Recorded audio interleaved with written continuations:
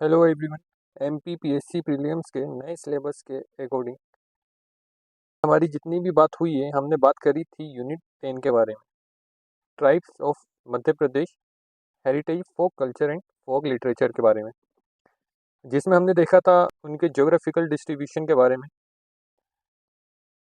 उसी बीच हमने स्टार्ट करी थी ट्राइबल पर्सनालिटीज़ ऑफ मध्य प्रदेश, और इसी में हम आगे आज कुछ इंपॉर्टेंट नाम देखने वाले हैं मध्य प्रदेश की ट्राइबल पर्सनालिटीज़ में।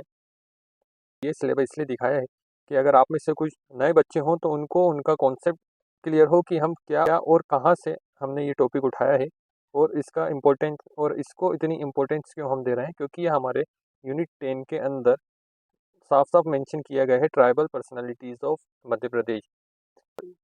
तो चलिए आज बात करते हैं ऐसे ही इम्पोर्टेंट पर्सनालिटीज़ के बारे में।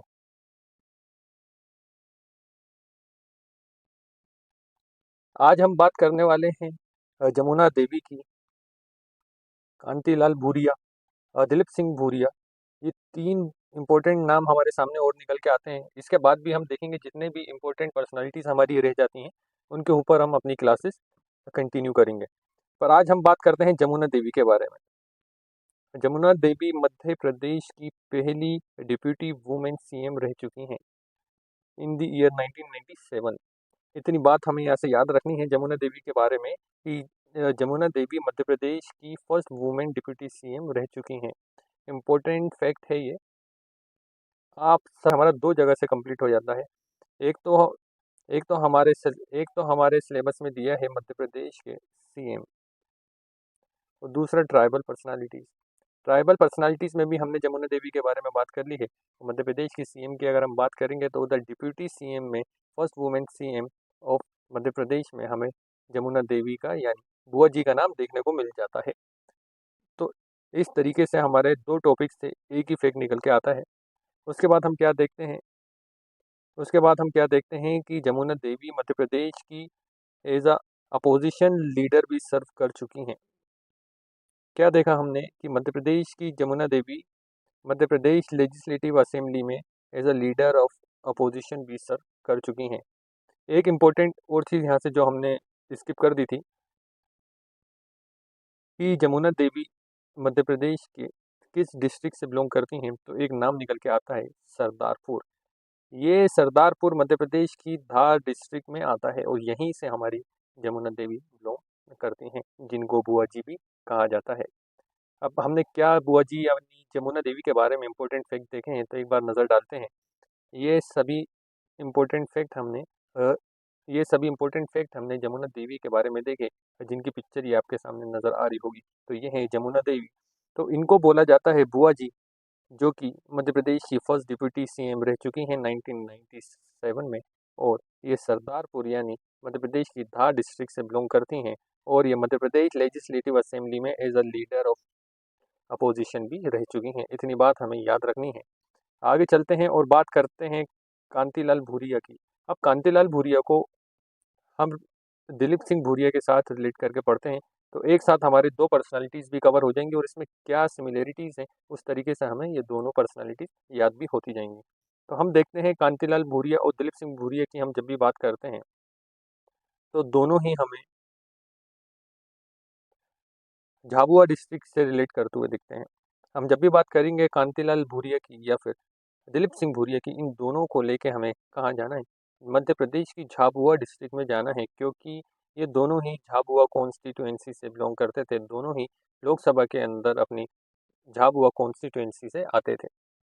इतनी चीज़ हमें इन दोनों के बारे में सिमिलर याद रखनी है।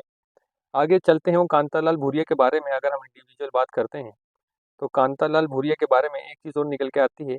He is an active member of Indian National Congress, और he represents Ratlam Jhabua constituency in Lok Sabha. अब याद क्या रखना है हमें कांतिलाल भूरिया के बारे में?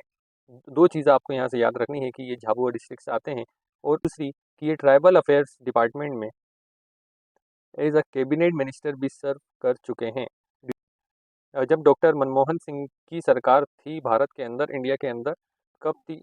2004 से हमें 2014 तक as a 13th prime minister doctor Manmohan Singh हमें देखने को मिल जाते हैं। और इन्हीं की सरकार में ट्राइबल अफेयर्स डिपार्टमेंट में Kantilal Bhuria as a cabinet minister भी रह चुके हैं। इतनी बात हमें याद रखनी है। कांतिलाल भूरिया के साथ एक और फैक्ट हमने यहाँ पे कंप्लीट किया है कि डॉक्टर मनमोहन सिंह इंडिया के 13 प्राइम मिनिस्टर रह चुके हैं 2004 से 2014 तक। और इतनी बात हमें यहाँ से कांतिलाल भूरिया के बारे में याद रखनी है।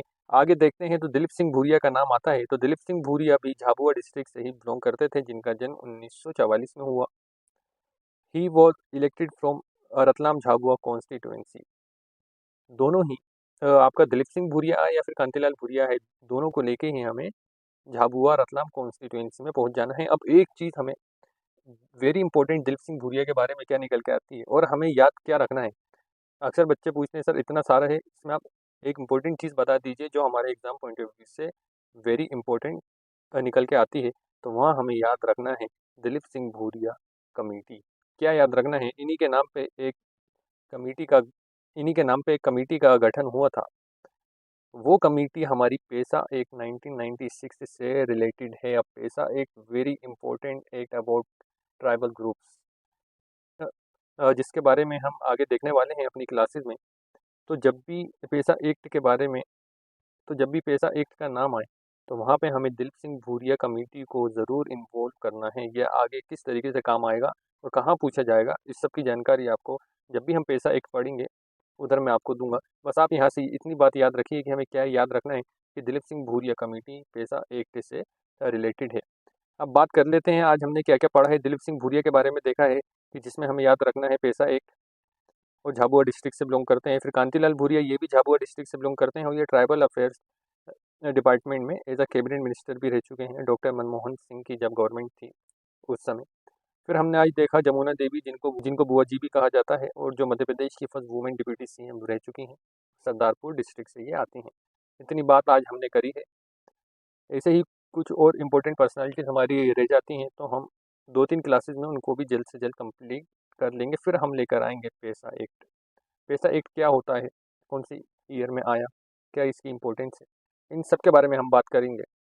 तो मिलते हैं नेक्स्ट वीडियो में। और जाने से पहले आपने हमारे चैनल को सब्सक्राइब नहीं किया हो तो अभी सब्सक्राइब के साथ बेल आइकन को भी प्रेस कर लीजिए। वीडियो पसंद आई हो तो इसको लाइक कीजिए, और इनके बारे में कुछ और फैक्ट आप जानना चाहते हैं तो हमारे कमेंट बॉक्स में कमेंट भी कर सकते हैं। चलिए मिलते हैं नेक्स्ट वीडियो में, तब तक के लिए बाय बाय।